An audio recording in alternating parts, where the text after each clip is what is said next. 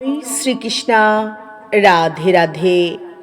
নমস্কার বন্ধুরা, পবিত্র আষাঢ় মাস শুরু হয়ে গেছে।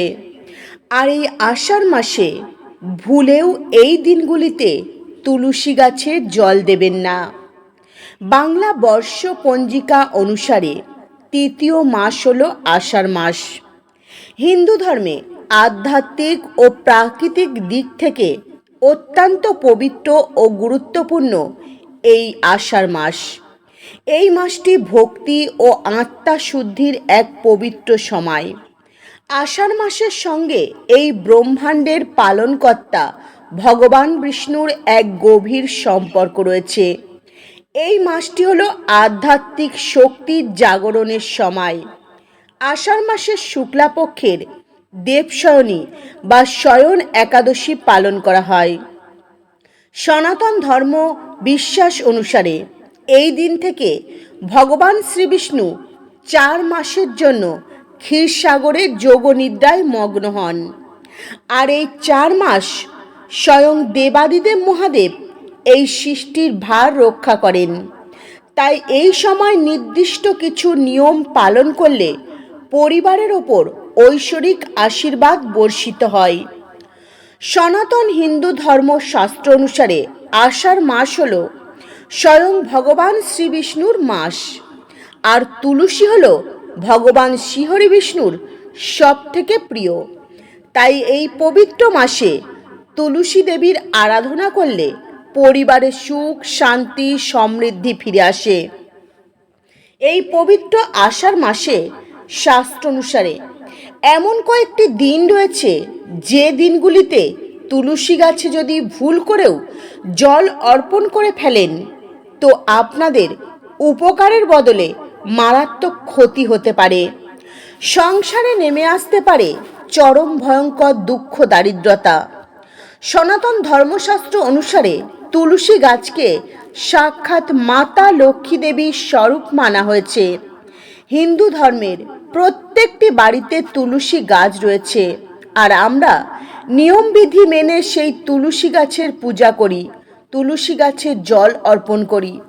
কিন্তু হিন্দু শাস্ত্রের নিয়ম অনুসারে বছরে এমন কয়েকটি দিন রয়েছে যে দিনগুলিতে তুলসী গাছে জল অর্পণ করলে সংসারে অমঙ্গল নেমে আসতে পারে।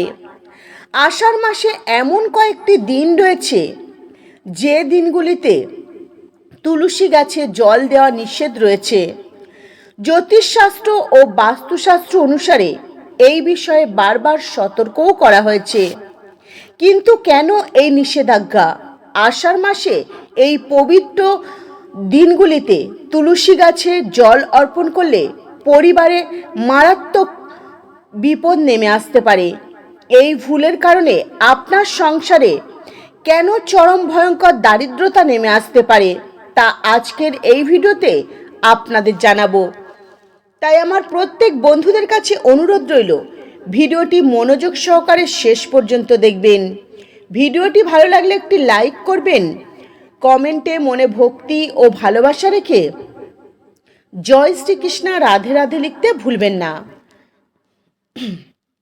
বন্ধুরা, শুরু হয়ে গেছে ভগবান শ্রীবিষ্ণুর অত্যন্ত প্রিয় আষাঢ় মাস।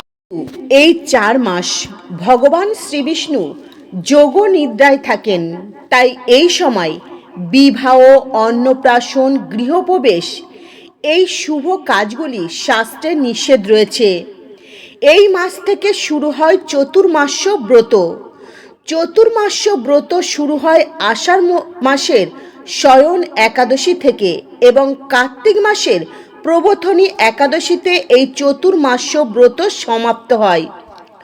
বন্ধুরা, এই 4 মাস ঈশ্বরের আরাধনা, তপস্যা এবং ধ্যান করলে ও আত্মার সংযমের সবচেয়ে বড় শ্রেষ্ঠ সময় হিসাবে গণ্য করা হয়েছে এই সময়টিকে।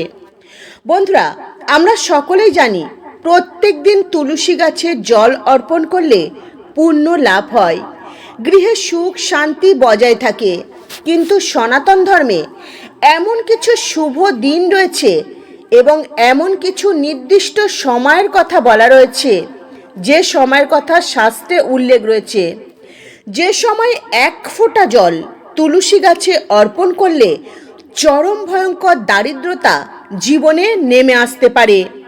আমরা অনেকেই এই ভুলগুলো করে থাকি। বন্ধুরা, সেই বিষয়ে আজ আপনাদের জানাবো।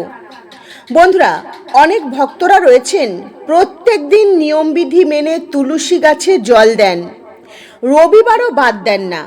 কিন্তু ব্রহ্মবৈমূত্য পুরাণ ও সনাতন শাস্ত্র অনুসারে আষাঢ় মাসে রবিবারের দিনগুলিতে ভুল করেও তুলসী গাছে জল দেবেন না।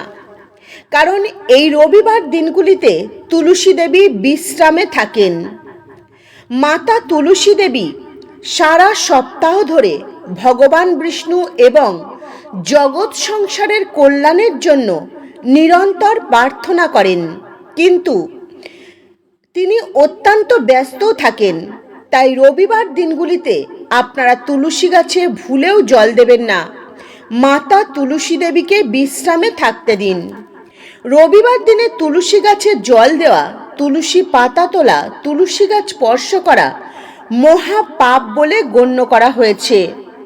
রবিবার তুলসী গাছে জল অর্পণ করলে মাতা লক্ষ্মী দেবীও অত্যন্ত রুষ্ট হন এবং সেই গৃহে নেমে আসে চরম ভয়ঙ্কর দারিদ্রতা, দুঃখ, কষ্ট পিছু ছাড়তে চায় না।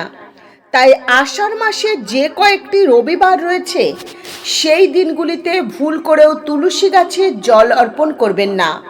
বন্ধুরা, পবিত্র একাদশী তিথি।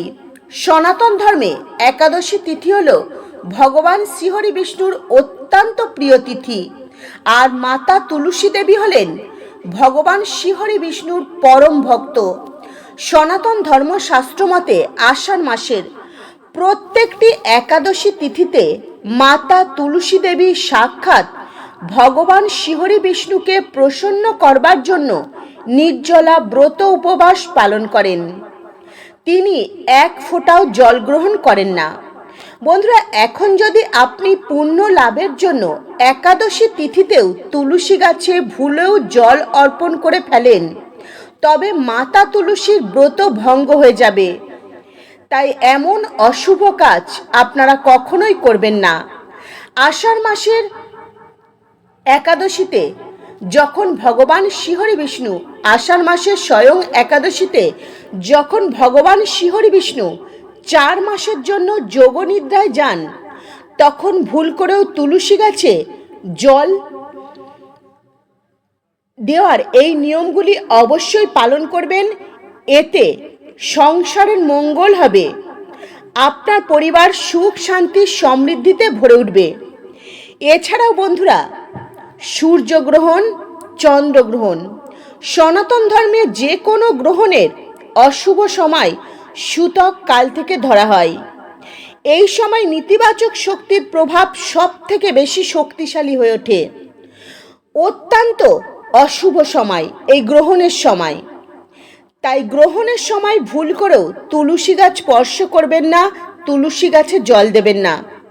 তাই আষাঢ় মাসে যদি চন্দ্রগ্রহণ বা সূর্যগ্রহণ থাকে, তাহলে অবশ্যই আপনারা সাবধানে থাকবেন। এই সময় ভুল করেও তুলসী গাছে জল অর্পণ করবেন না।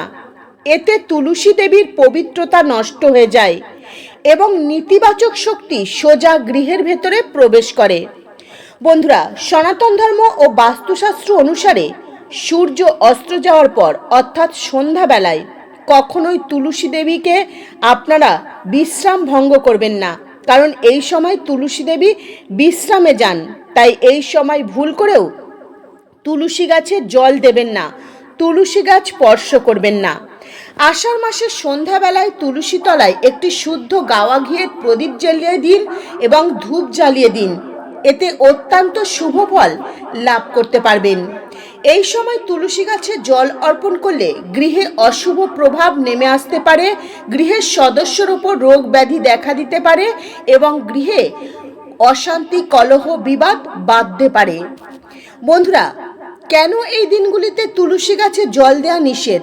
কারণ শাস্ত্রমতে তুলসী হলেন ভগবান শ্রীহরি বিষ্ণুর অত্যন্ত প্রিয়। আর একাদশী তিথিতে মাতা তুলসী দেবী ভগবান শ্রীহরি বিষ্ণুর উদ্দেশ্যে নির্জলা উপবাস ব্রত পালন করেন। তাই আষাঢ় মাসের এই দুইটি দিন অর্থাৎ শুক্লাপক্ষের একাদশী আর কৃষ্ণপক্ষের একাদশী এই দিনগুলিতে অবশ্যই তুলসী গাছে জল দেওয়া থেকে বিরত থাকুন।